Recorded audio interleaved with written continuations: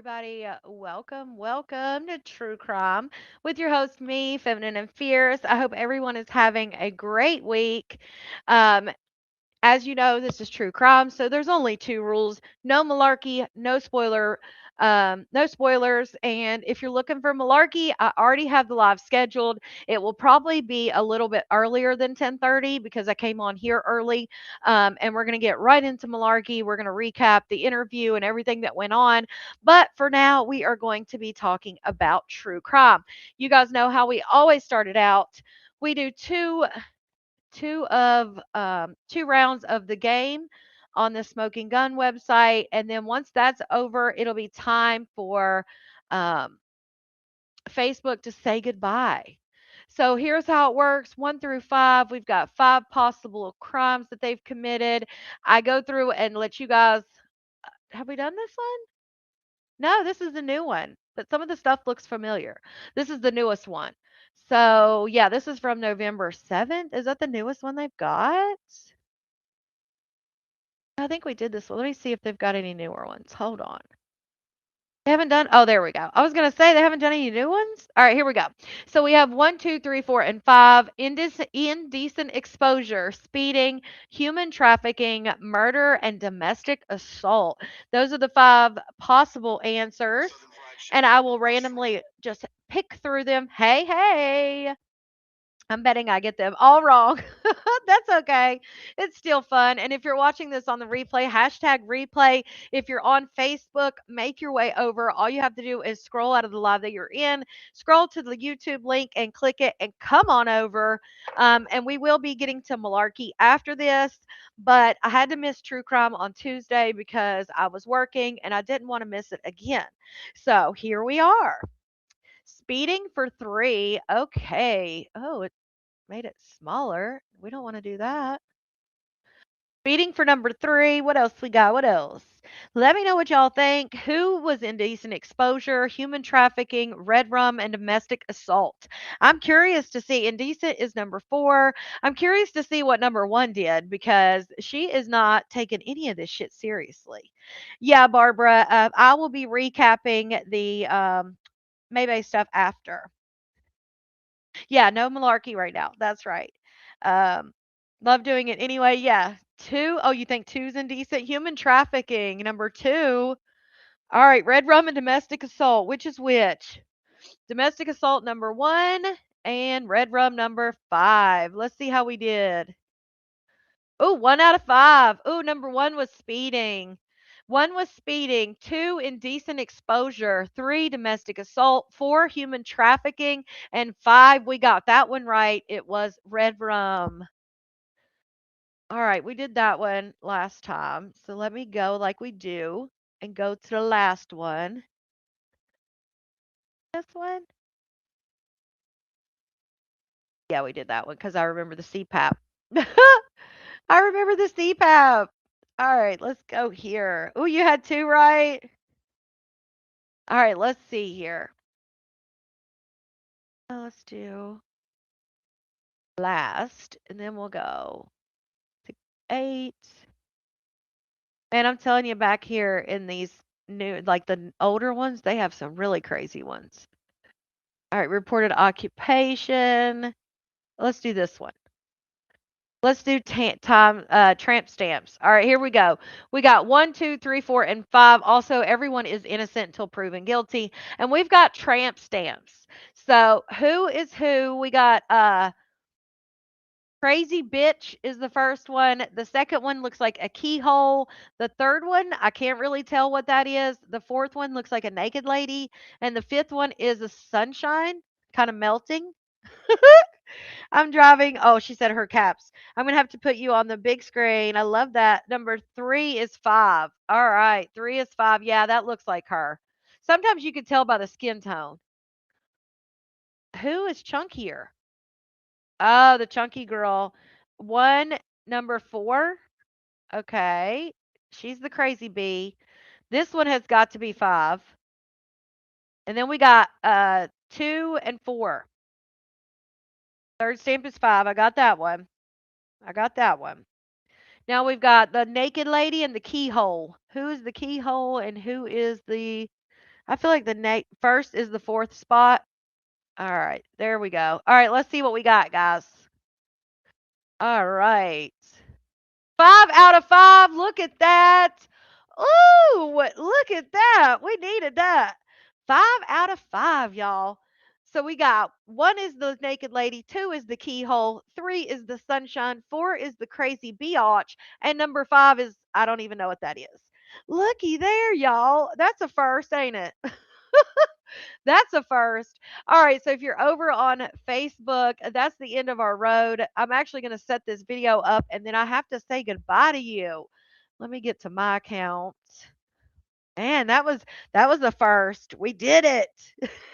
It only took us like a year, but we did it, damn it. We did it. All right, let's see. That was crazy. All right, let's see. Let me go down here to this. Watch later.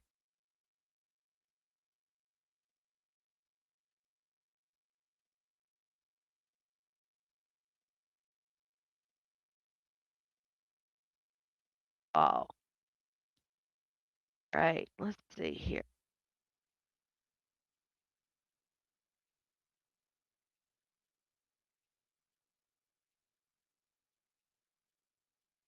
Here first.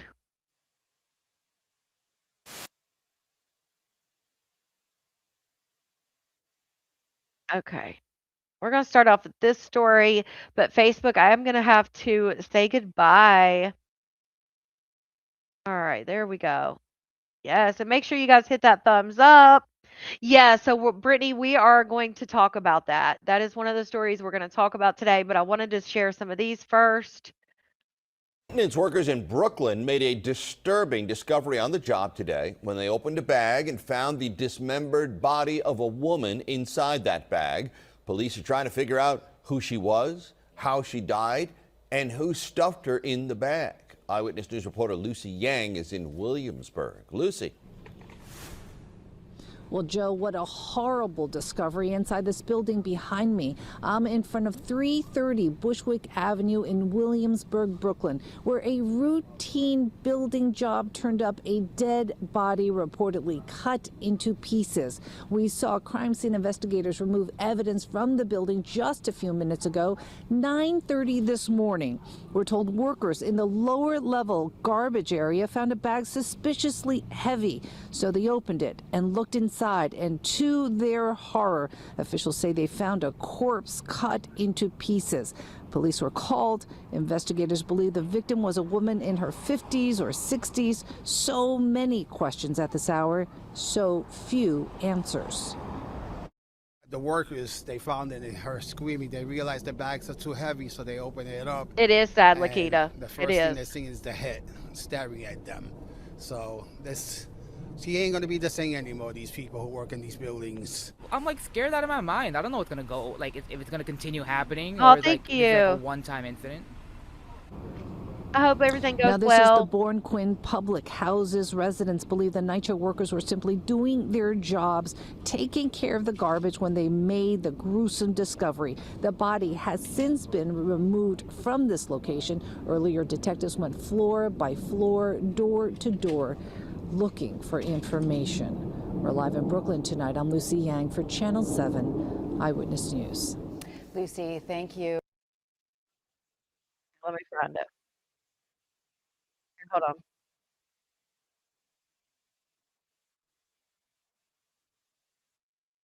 Oh, wait. Hold on 1 second.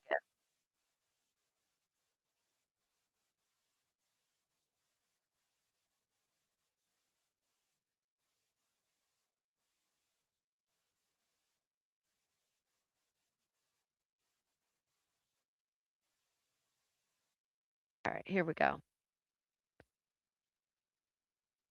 Hey, hey, my dad's doing good. He had a few rough times there, but he's doing better now.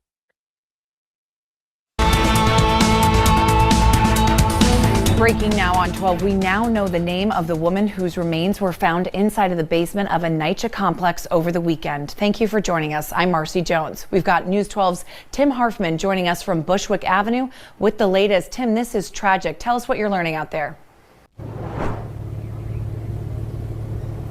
Well, Marcy, still more questions than answers. As you can see, police still here on scene outside of this NYCHA building more than 24 hours after this gruesome discovery. Police now identifying the victim as 39-year-old Michelle Montgomery of Borum Hill, and sources tell us her body was found inside this compactor room inside a garbage bag. Now, sources say that a NYCHA worker found the body around 9:30 yesterday morning inside the Boricuan Plaza building at 330 Bushwick Avenue. We're told that NYCHA worker was moving garbage bags inside the trash compactor room when she struggled to lift a heavy bag. Sources say that worker tore the bag open and found Montgomery's body inside. Residents calling the discovery deeply disturbing. I seen a whole bunch of cops right here and upstairs and stuff like that. It is a little shocking and a little crazy because it is my building. I live here and stuff like that. But nowadays, anything could happen, boom, boom. So you just got to be safe. Got to be more safe. You don't know what people's mind could do out here, you know? Killing people and putting them in a garbage bag, that's not good. Okay, Rufus. Police are calling the death suspicious, and the chief medical examiner is working to determine the official cause of death. So far, no arrests have been made, and this investigation, of course, is ongoing. We're in Williamsburg this afternoon. Tim Harfman. Okay.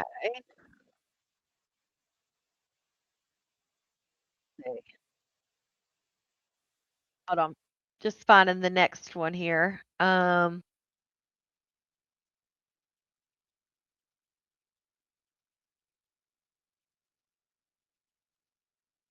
Yeah, that was she's a mother of 4. Here we go.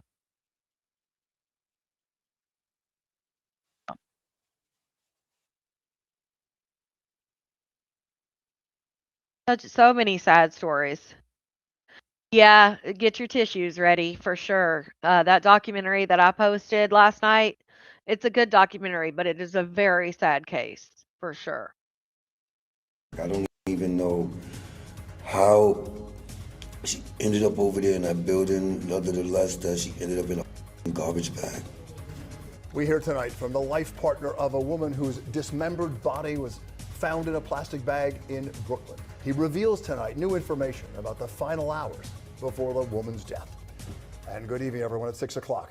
I'm Bill Ritter. And I'm Liz Cho. The medical examiner still trying to figure out the cause of death of 39-year-old Michelle Montgomery, the mother of 4, who was found dismembered in Brooklyn on Sunday. NYCHA workers found her at the Boricuan public houses in Bushwick. And tonight, we're going to hear from her life partner, the father of her youngest child, just 10 months old. Eyewitness News reporter Darla Miles is live in Bushwick with our lead story tonight. Darla. Good evening, Bill and Liz. We are told that 39-year-old Michelle Montgomery did things like make gift baskets and go all out for decorations for her children during the holidays. So her family really is perplexed as to find out who might have wanted to bring her harm. They know that she was having dinner and hanging out with friends here near the intersection of Flushing Avenue and Bushwick Avenue on Saturday night. And then just hours later, her body was found 5 blocks up the road on Bushwick Avenue in a building that she had no connection to, dismembered and deceased. She left this house vibrant, happy, and alive. This is what Michelle Montgomery posted just after midnight Sunday. By 9:30 a.m., the 39-year-old mother of 4 was dead. Her body discovered in the basement of a Brooklyn apartment building, dismembered in a garbage bag. That was hard. I broke Hey, down Layla. because I still can't believe it. Montgomery's Val. gruesome murder, a total and utter shock to her family. She and her life partner, Anthony Echevarria, have a 10-month-old son. It has been one of the hardest things to really look at. It's watching him look for her and knowing that she's not coming back. He says she left home around 9:30 Saturday night to hang out with friends. Family members say at one point she was hanging out at a local restaurant where she posted this video of herself dancing and having a good time. But they say she has no ties to Boricuan houses on Bushwick Avenue. Hey, Queen. Hey, where Tibby. a memorial with her picture Hey, and candles have been placed in honor of where her remains were found by a maintenance worker. It's so extreme. Like, I don't even know how she ended up over there in that building, nonetheless that she ended up in a garbage bag.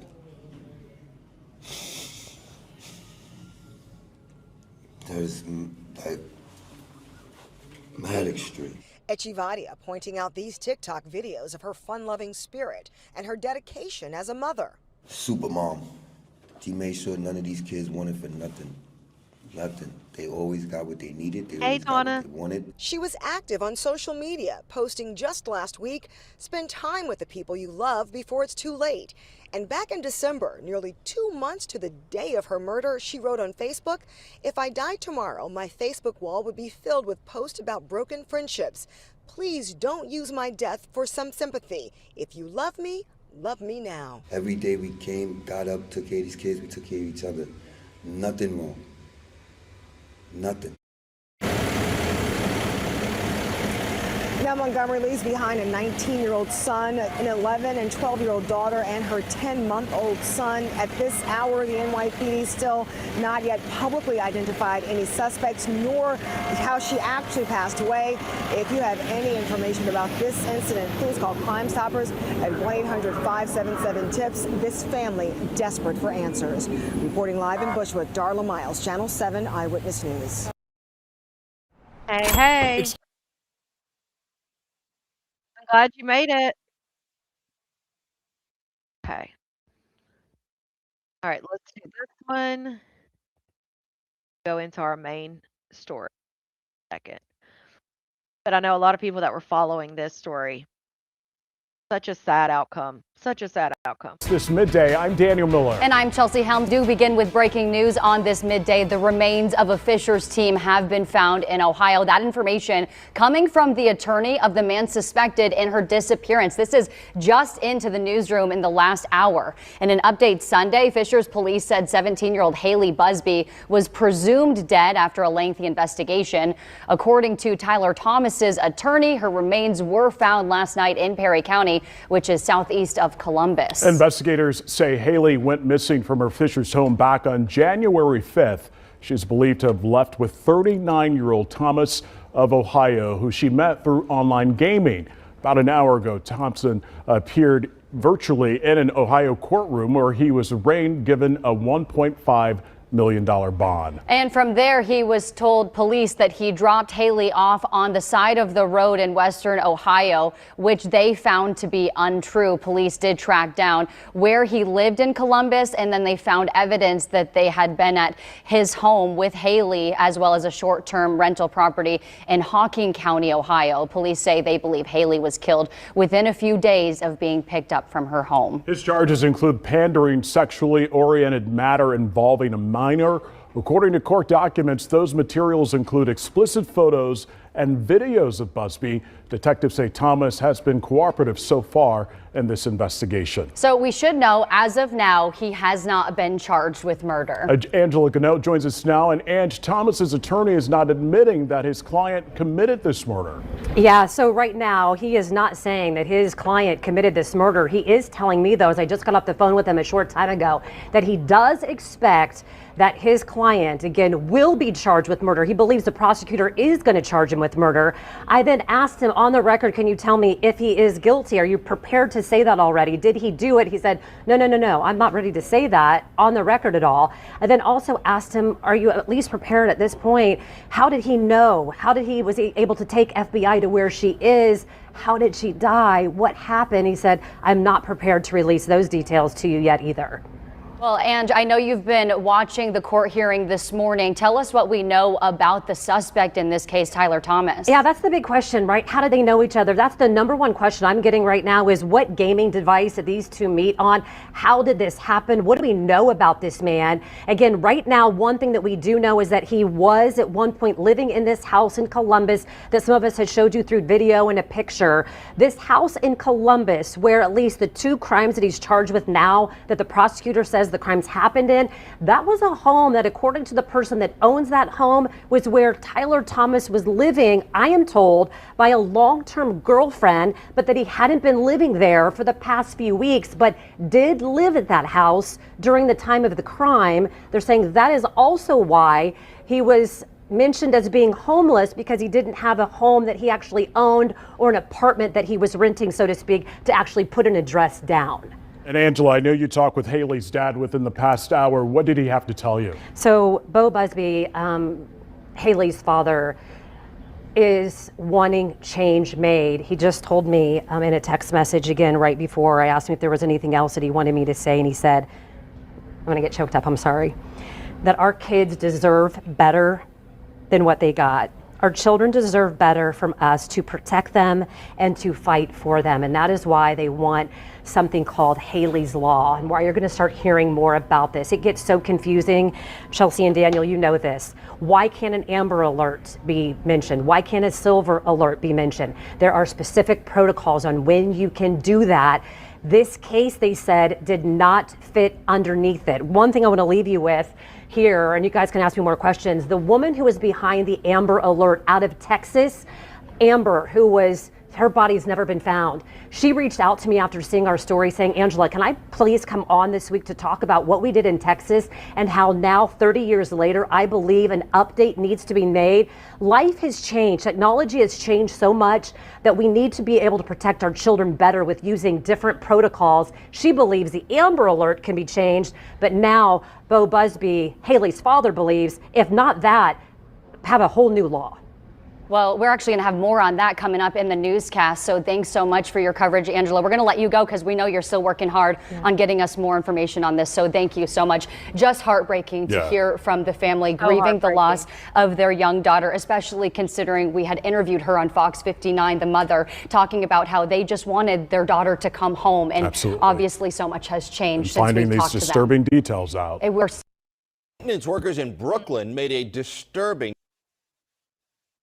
So sad. Such a sad outcome to a case. Ugh, a missing teen. So sad.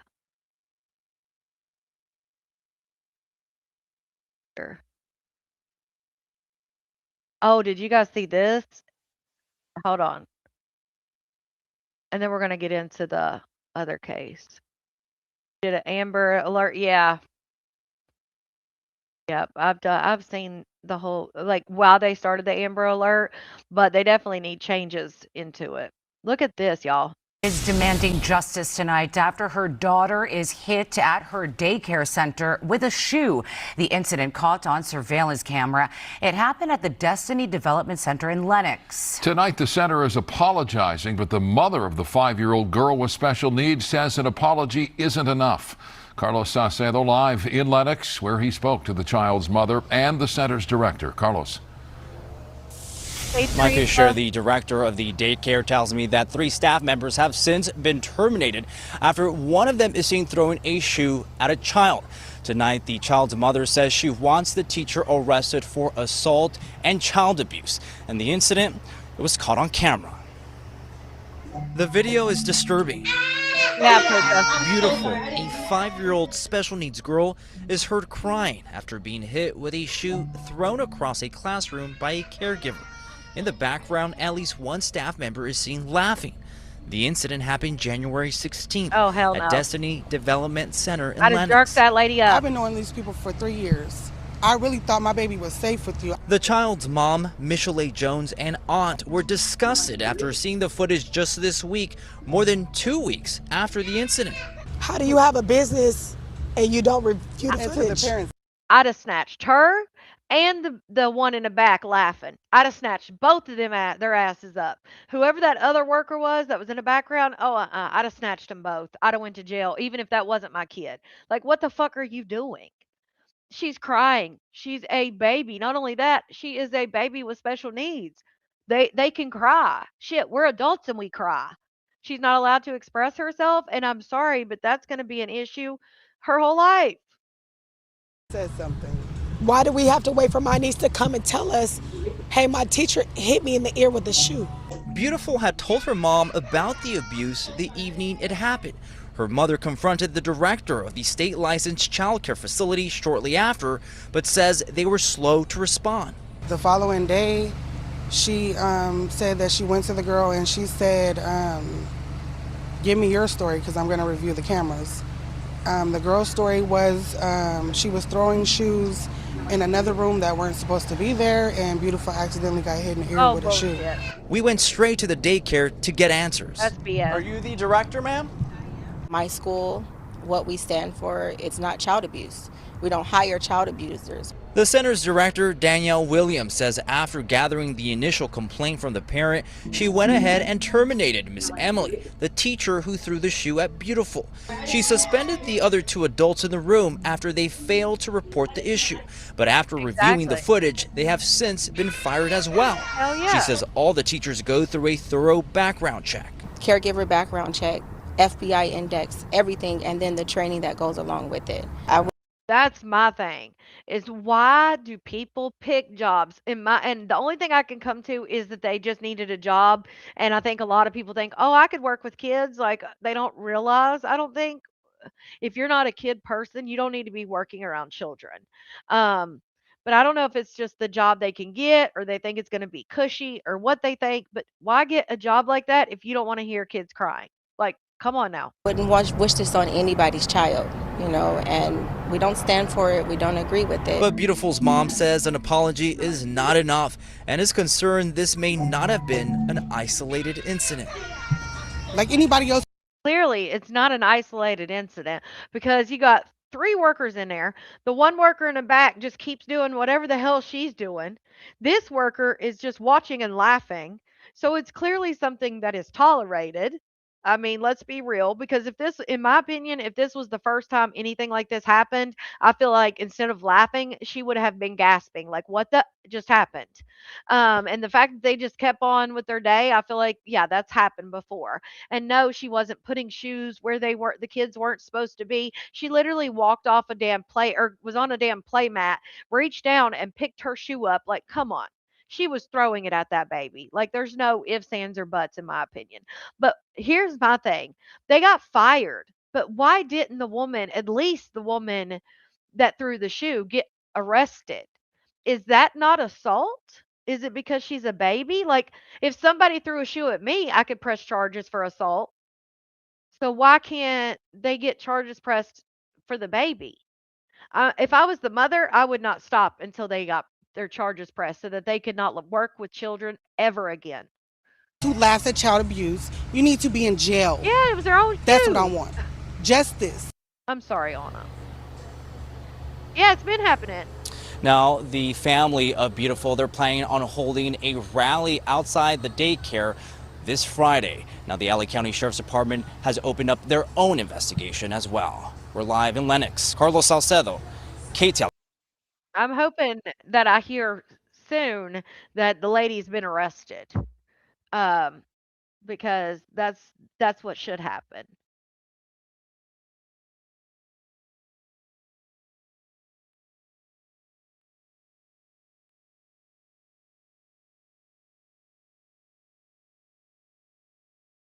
Okay, I'm going to play some of these videos and we'll get into it. Some more stuff has come out. So no spoilers, guys.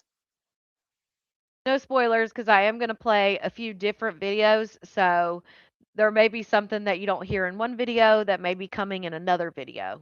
So no spoilers, please. I'm Marnie Hughes, and this is Missing. Thank you for joining us. Each week, we cover a missing person case that isn't getting much attention. Every missing person matters, no matter their race, background, or circumstances. And by highlighting the cases and sharing their stories, we believe every case is solvable. Right, and together, we can bring answers to the family and friends of the missing. The search this morning continues for Nancy Guthrie, mother of NBC Today's Show anchor Savannah Guthrie. Police now returning to Nancy's home for another extensive search, putting up crime scene tape again as more canine units arrive at the property. There was also a new grid search in the brush around the house, and this comes after investigators had released the home back to the family. No suspect has been identified at this time. Savannah also breaking her silence on this nightmare that her family is living through, releasing an emotional video with her brother and sister, delivering a message to her mom and a plea to the abductor. Our mom is our heart and our home. She is 84 years old. Her health, her heart is fragile. She lives in constant pain. She is without any medicine. She needs it to survive. She needs it not to suffer. We too have heard the reports about a ransom letter in the media. As a family, we are doing everything that we can. We are ready to talk. However, we live in a world where voices and images are easily manipulated. We need to know, without a doubt, that she is alive and that you have her. We want to hear from you, and we are ready to listen. Please reach out to us. Mommy, if you are hearing this, you are a strong woman. You are God's precious daughter, Nancy. We believe and know that even in this valley, He is with you. Everyone is looking for you, Mommy, everywhere. We will not rest. Your children will not rest until we are together again. We speak to you every moment, and we pray without ceasing, and we rejoice in advance for the day that we hold you in our arms again. We love you, Mom. President Trump has also pledged his assistance with federal investigators. Investigators also out at Annie Guthrie's home, Savannah's older sister. Apparently, federal technology experts are involved in the case as well. Amid the frantic searches, about 100 Shout outs for Ladybug for that super chat. Did y'all hear about the old man found deceased and on fire in front of the hospital in Nashville in the early morning today?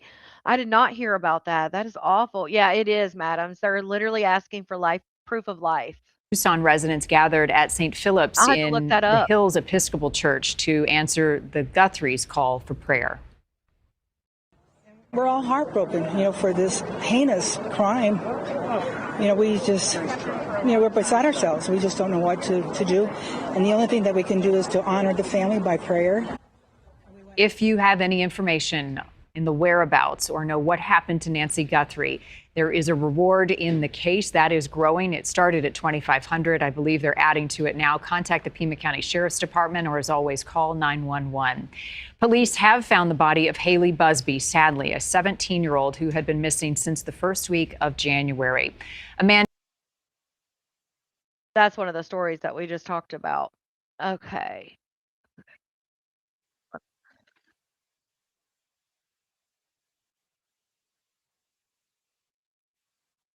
Okay. Show y'all some details. Yes, Blue Flame, that's where I'm headed. Like I said, I've got several videos on this one, so.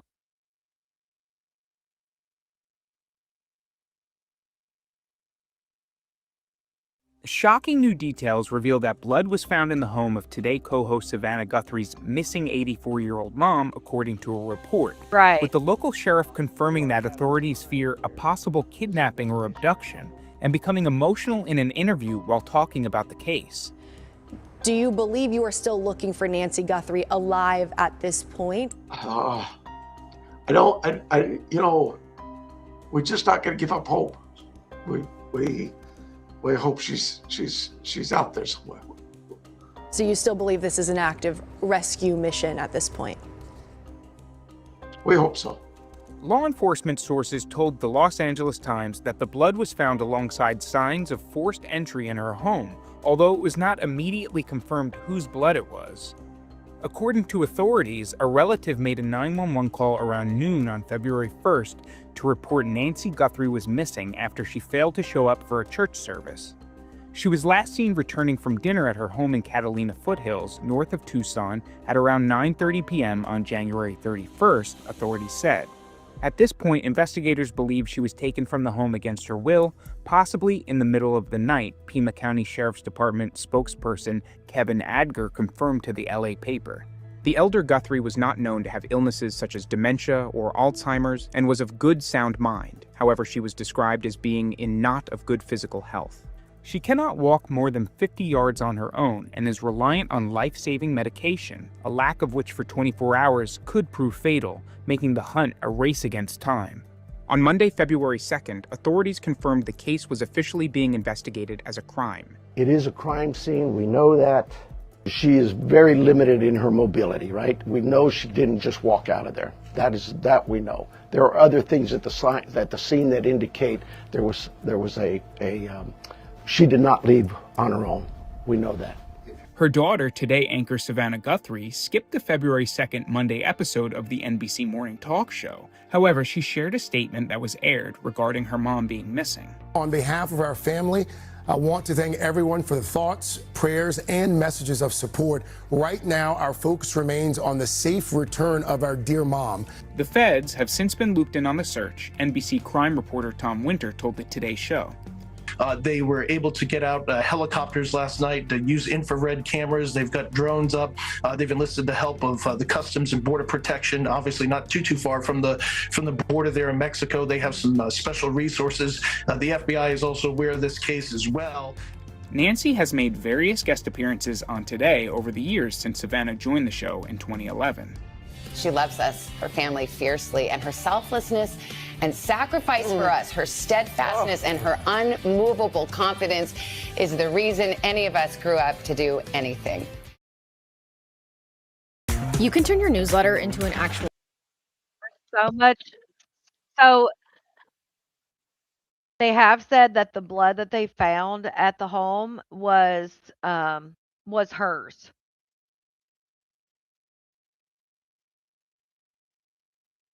All right, here we go.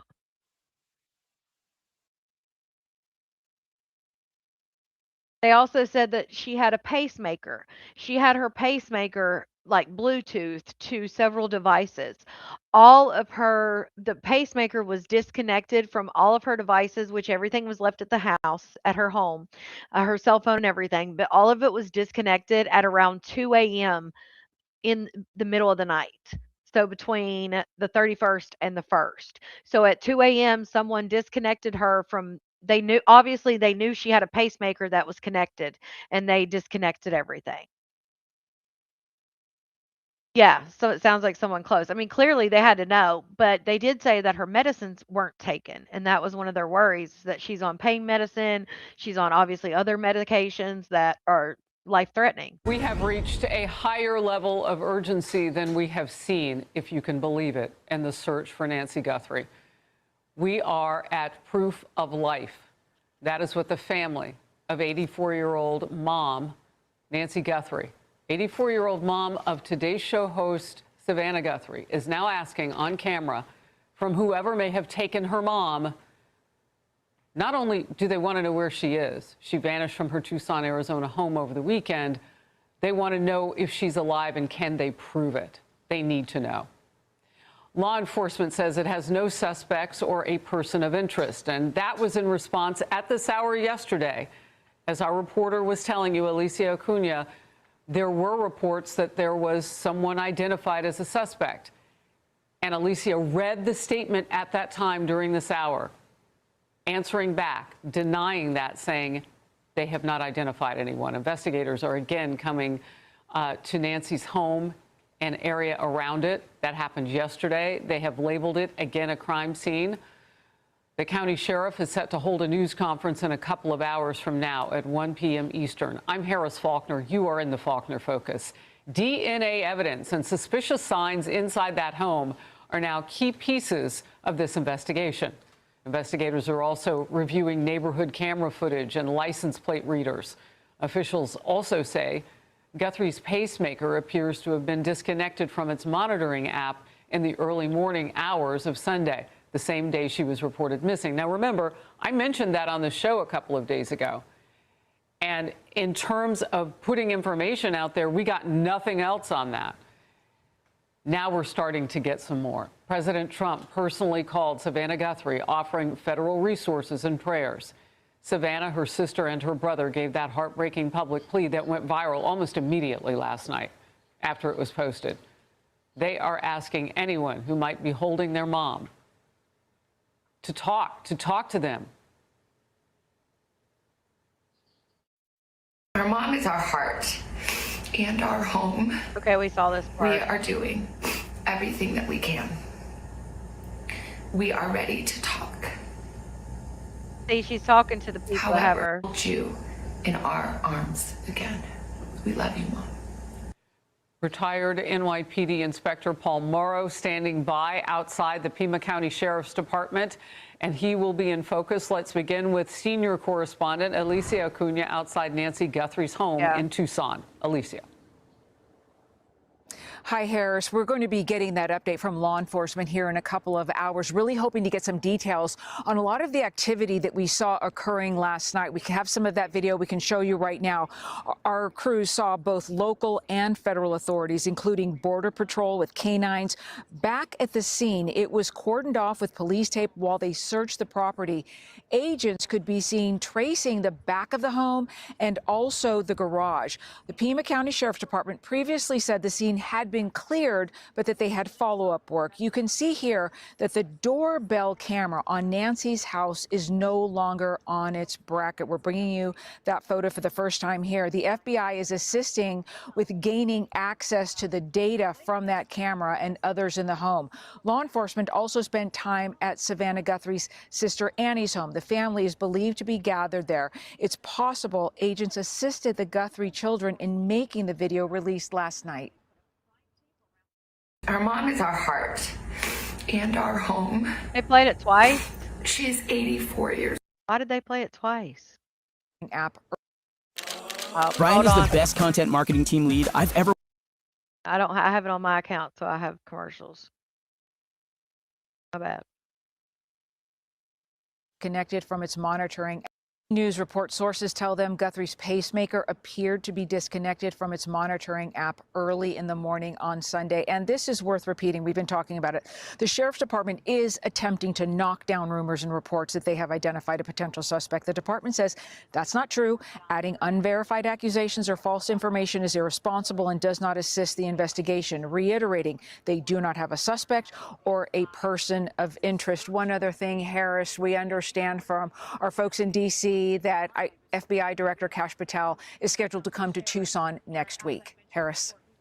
Alicia, thank you very much for the update.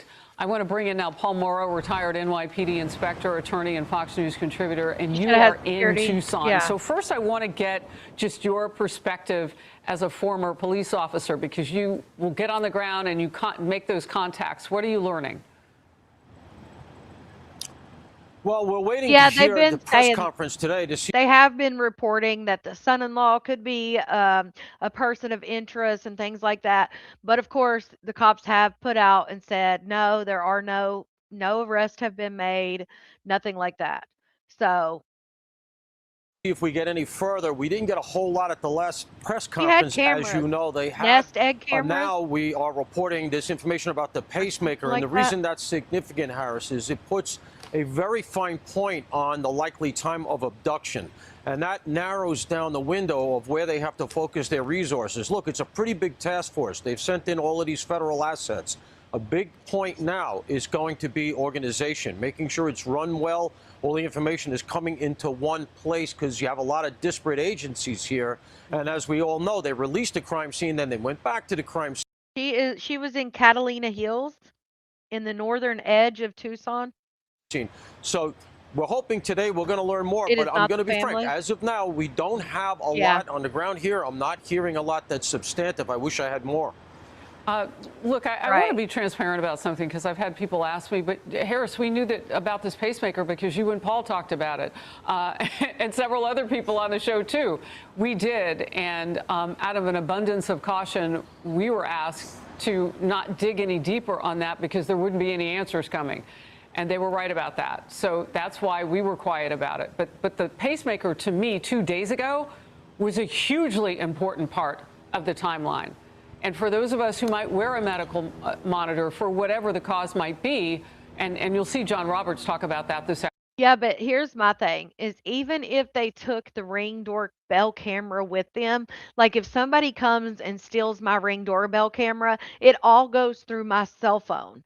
So like, and her cell phone's still there. Plus they could contact the Ring doorbell camera company. And so even if they have the physical Ring doorbell, it all goes through those servers of Ring doorbell. So they should be able to pull up any anything that was on that Ring doorbell, that anything they picked up, whether the assailant took the camera with him or not, it all goes through. Um, they could log into her account through Ring because obviously you have to pay every month. I think mine's only like $10 or something. I don't even think mine's that much, but I pay every month and then it stores those where I can go back and look through them. So, yeah. Hour They two should because still he be able has to a get it. pacemaker and is willing to talk openly about that and share that Oh, information wow. about how they coordinate. That's But Paul, those crazy. are the types of tech devices that you first look at in addition to all the cameras. Yeah, exactly. And look, you also want to look not only at the time of abduction, because, okay, we have that now, presumably, and you That's can crazy, look at the Mecca. cameras that are outside of the home, Yeah, Marianne, street but cameras, things like that, hoping you pick some. yeah, even if he deleted it from her phone, it would still be on their servers. But if she didn't have an active subscription, I don't think they'd be able to find it. I mean, I don't know how that works for their servers, but like I know me as a person, if I don't have an active subscription, I can't look at it. Now, as far as what Ring, what their abilities are, I would assume they're not recording it if you don't have a subscription. Thing up. Arizona, unfortunately, is a one license plate state. So if the cameras only pick up the front of the car, you're not going to get a plate. So that makes things a little more difficult, but you can work the model of the car and all of that. But the other thing you're going to do, Harris, is everybody's focusing on the time of the abduction. You're going to work backwards because whoever did this very clearly knew the terrain, knew the cameras were going there. That didn't just happen for the first time that night. So you're going to work backwards to see whose phone has been hitting her Wi-Fi server in her house. She must have had one because she had this pacemaker set up and everything else. So almost certainly she did. Wow. You want to see who's been hitting the cell towers there. You want to look for an anomaly. This is why it's good to have the feds in.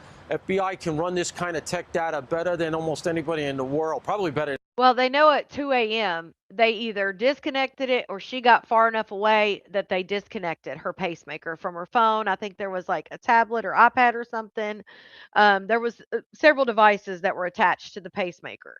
So they know that 2 a.m. is their, that's the time frame that she left the house. Anybody in the world. This is why you really want them embedded in this investigation Yes. as part of the investigation. But as of now, it's being led by the sheriff here. Right, and that's Jenny. important. You need one person in command to synchronize everything. Well, here at the Faulkner Focus, we reached out to Nest, which is owned by Google, just to see if we could get any more information than their standard statement, which they issued yesterday, I believe, to NBC. And that was that they are cooperating in all of this. A big part of the story, Paul, has been access to what might have been uploaded in the cloud from those cameras. You keep going back to the technology of cameras. That sounds key here more than anything, yet they can't get to all of it. At least not yet. Yeah, they put out the sheriff's office put out a statement that the cameras did not upload to the cloud. That's a bad break. And every cop has this story. You get there, you see the cameras, you think, okay, we're going to get great footage. And then it turns out somebody changed the password. The credit card expired, something very prosaic that undermines that. And it turns out the camera wasn't working for 2 years and nobody knew. Now, the cameras didn't upload to the cloud. If that's the case, you're not going to get it from there. But then where did they upload to? Did she have a local server, a computer that they loaded to? Did it go on her phone, which we know they have? Can they get in there and see if it's there? I'd also like to see this, Harris. When was that camera disabled, as in ripped off the wall? If it was still working, can they tell? Does it look old? Does the wood look old? Was it, let's say, a week ago, 2 weeks ago, 6 months ago? Did somebody plan it and get rid of the cameras earlier and she didn't even realize? These are the kind of things I'm sure they're pulling at very hard. All right, I want to get to this. Fox News Digital put this together. The sheriff previously said that Nancy Guthrie had dinner with her daughter, Annie, and son-in-law on Saturday evening before being dropped off back at home. Right. Fox team drove the shortest and likely route that she and her family would have taken that night, the last time she was seen alive. And you're watching some of that now. Just some points of interest here. The home from her daughter's to her home was 4.3 miles with no traffic at that time. It would have taken about 11 minutes.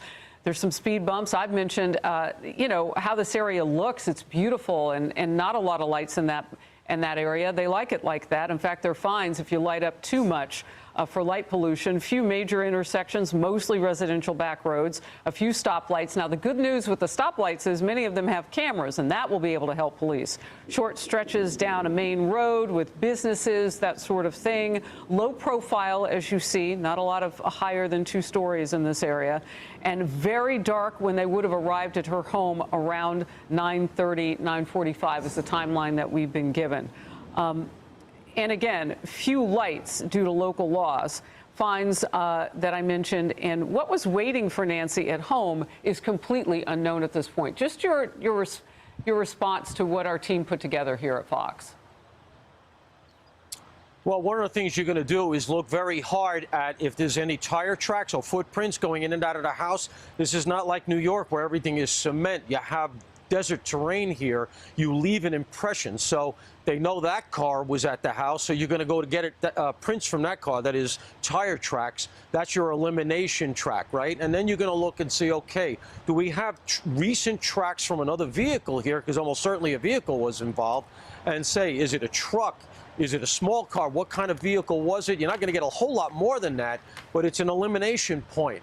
And if you do get to the point where you have around the time of the abduction, cars leaving the area, you're going to be able to say, okay, we're looking for a car of a particular size, tire type, etc. This is the kind of thing that you can, again, put out to specialized units, to the feds. They keep a database of this kind of stuff. It was very key in Koberger, if you remember.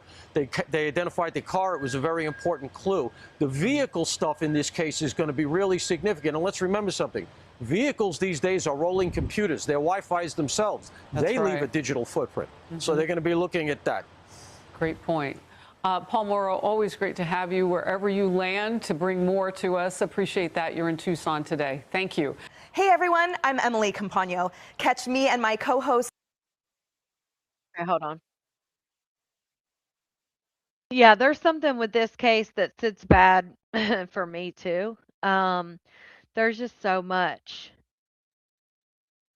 Let's see what this says.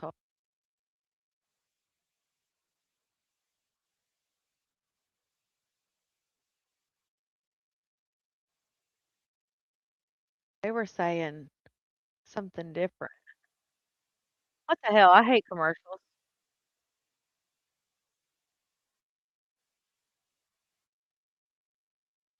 I'm not going to play all of this. I just want to play the first little part of it.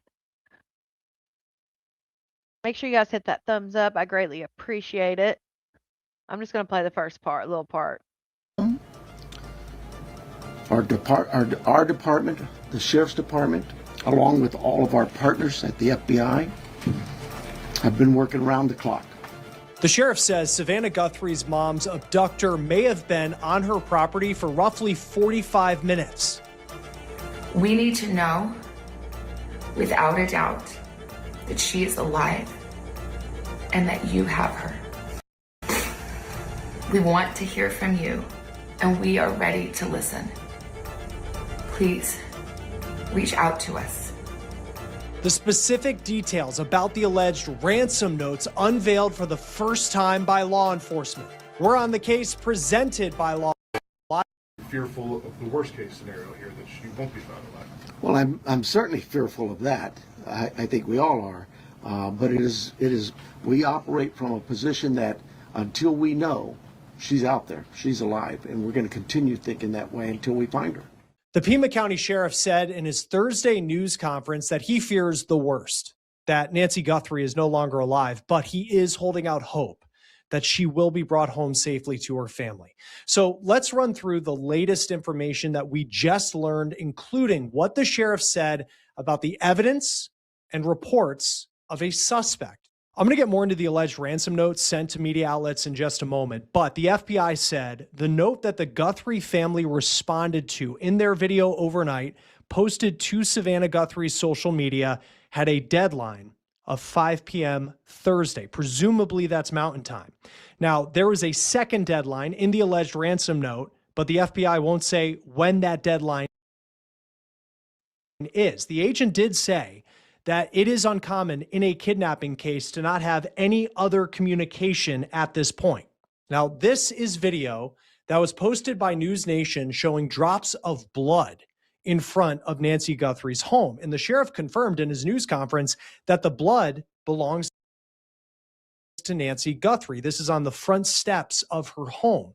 The sheriff also said that they have sent other pieces of DNA to a lab, and those pieces of evidence are still being analyzed. The sheriff would not go into details. He would not say whether more blood was found inside the house or on the property. The sheriff also brought up reports that there was forced entry into the home, and he pushed back on that, but he didn't go deeper into how the suspect may have entered Nancy Guthrie's house. Someone had mentioned there was forced entry. I have no clue where that comes from. We have been very consistent. We are not discussing that at all. Whether it's forced entry or not forced entry, that is something we're just not discussing. So I don't know where anybody got that information.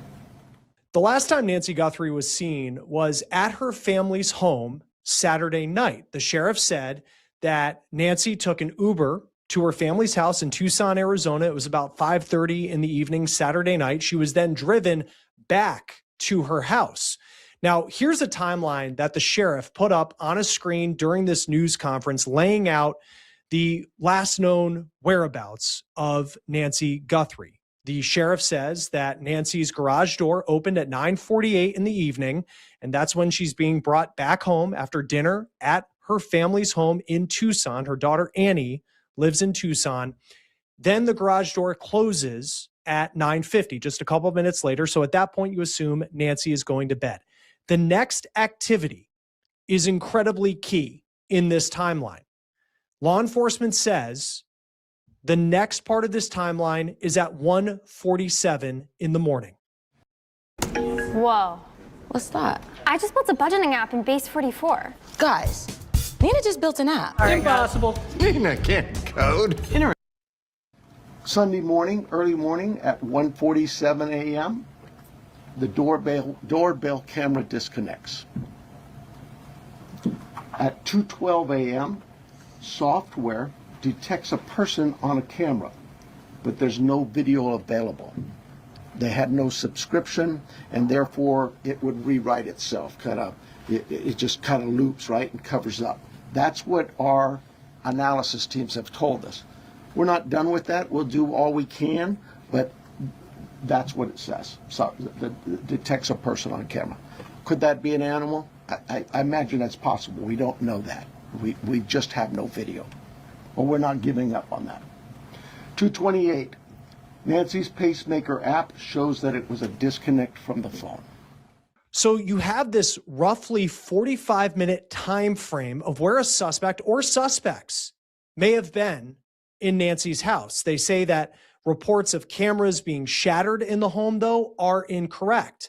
Now, then the sheriff goes on and he says that family members checked on Nancy just before noon on Sunday when she didn't show up for church. And then at 12:03 in the afternoon, a 911 call was made.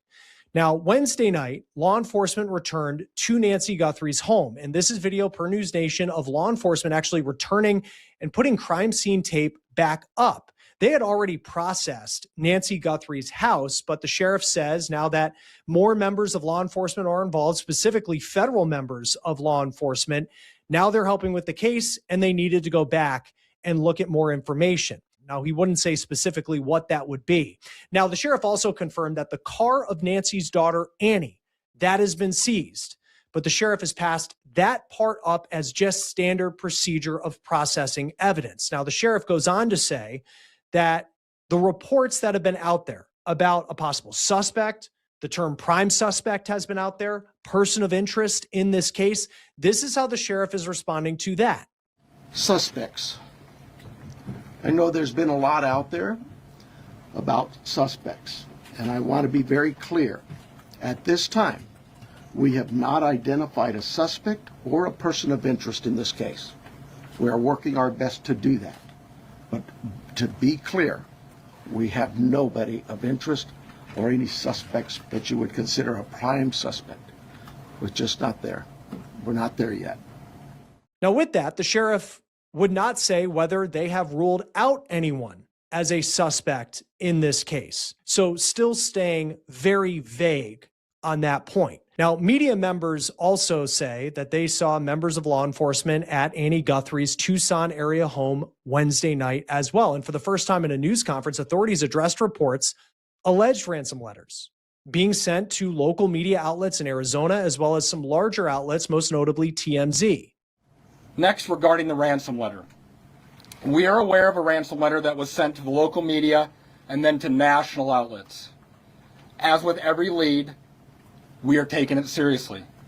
We are in communication with the family, and while we advise and recommend from a law enforcement perspective, any action taken on any ransom is ultimately decided by the family. Thank you to those in the community that have called in tips. For anyone out there that may have information, no matter how small you think it may be, please report it. You can do so by calling 1-800-CALL-FBI or online at tips.fbi.gov.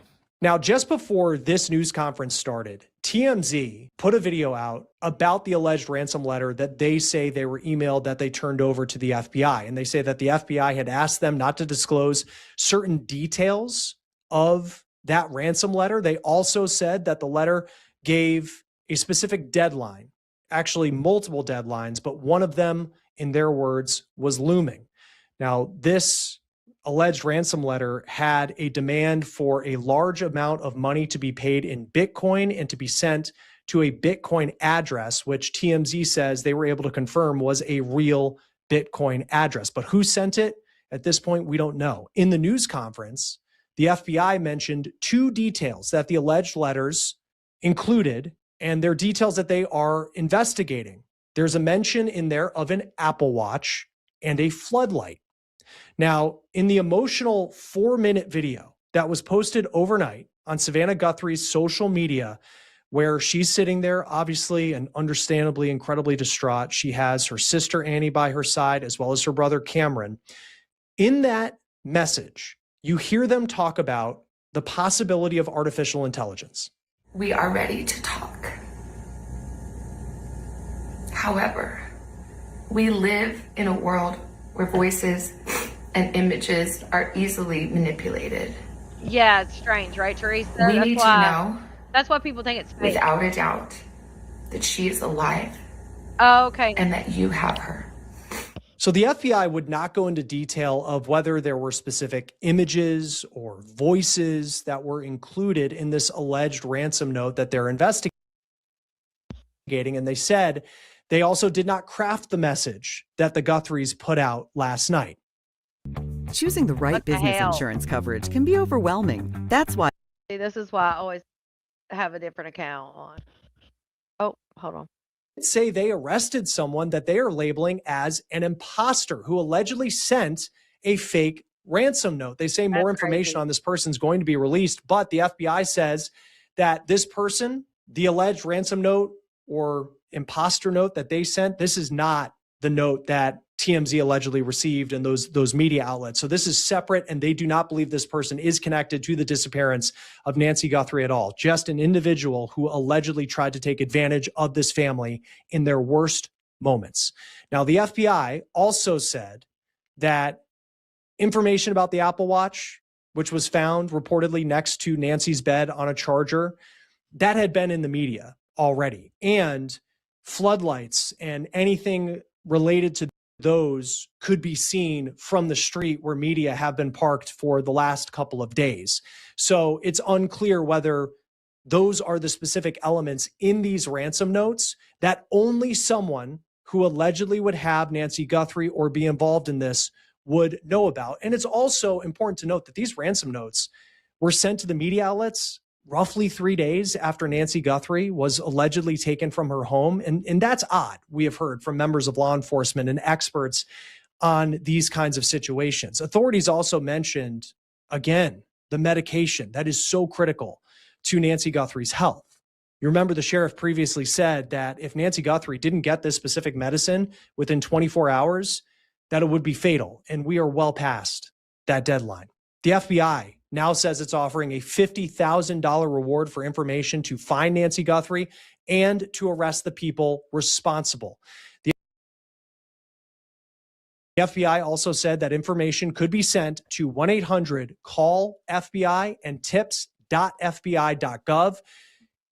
Here is more of what the sheriff and authorities had to say today at this news conference. Before we get there, I do have some comments. First of all, I want to begin by offering our condolences to our partners at the state Department of Public Safety's I didn't hear it. tragically lost 2 members last night in a helicopter crash up in northern Arizona. So if you would keep them in your prayers, Colonel Glover and his team, I'm sure, would have greatly appreciated it.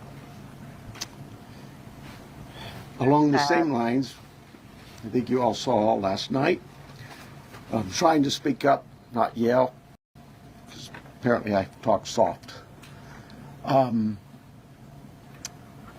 We saw last night the family. Yeah. You know, they just hurt, understandably so. And so I really want you to know. Really sucks? This entire team here, those behind me, and our community. Right now, we believe Nancy is still out there.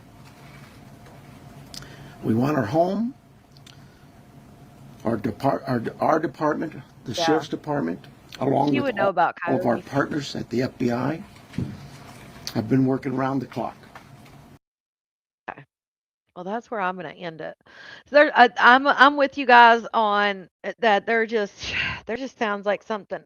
Like think about she is literally the anchor of the Today Show, and she has her 84-year-old mother, and not just her. I mean, she's got siblings, but they've got an 84-year-old female living in the desert. I mean, obviously, she's in a nice community, a very affluent community up in northern Tucson.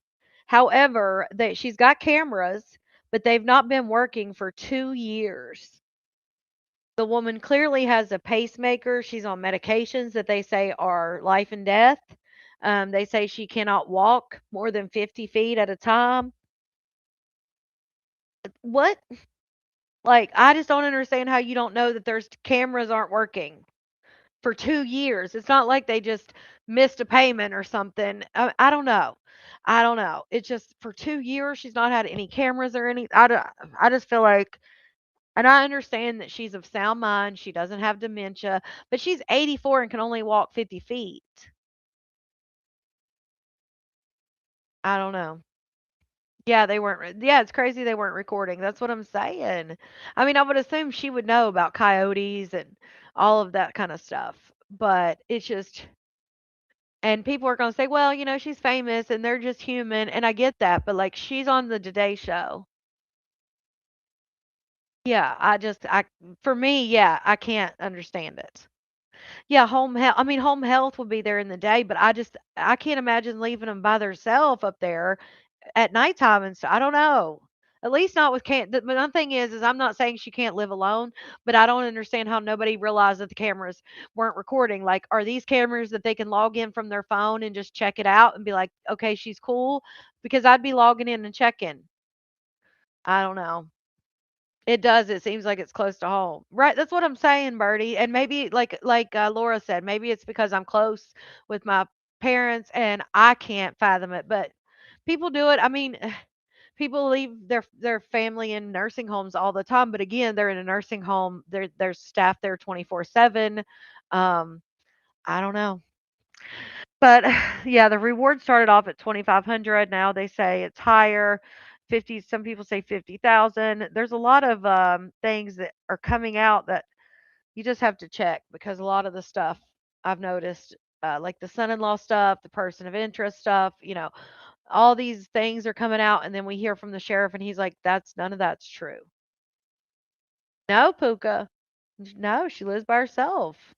I mean, maybe there's somebody that they come and check on her. They say that she goes to church and they come and check on her and things like that. But still, overnight is my thing. Especially like I said, it's such a her daughter is such a high profile person and she's been on the Today Show several times. I mean, it's not like people wouldn't know her if they watched the show. I mean, I don't know. I just feel like such a high profile person, I would definitely make sure the cameras are working. But they said they have not been working for 2 years as far as recording. Like they've not had a subscription to the Ring doorbell. Cameras haven't been working. Mm, Savannah was supposed to do the opening to the Olympics, yeah. So, but we'll definitely keep an update on this, and I will see you guys Tuesday for another episode. I might change up the times. I'm not sure. So, as always, I will schedule the live and let you guys know. It's still going to be on Tuesdays and Thursdays. I just don't know if I'm going to change the time up or not. But yeah, I will be back. I have a live scheduled for 10:30 for the Malarkey, but I'll probably be back probably around like 10:15. So I'll probably be back a little bit early because I just have to refresh my soda and take a little break, a little potty break. Um, so yeah, I'll be back around 10:15. So I'll see you guys then. And if you just watched True Crime, I'll see you next Tuesday. And I hope you guys enjoyed this episode. We will be doing updates on this case, I'm sure, and other cases. But I love you guys and have a good night. Bye.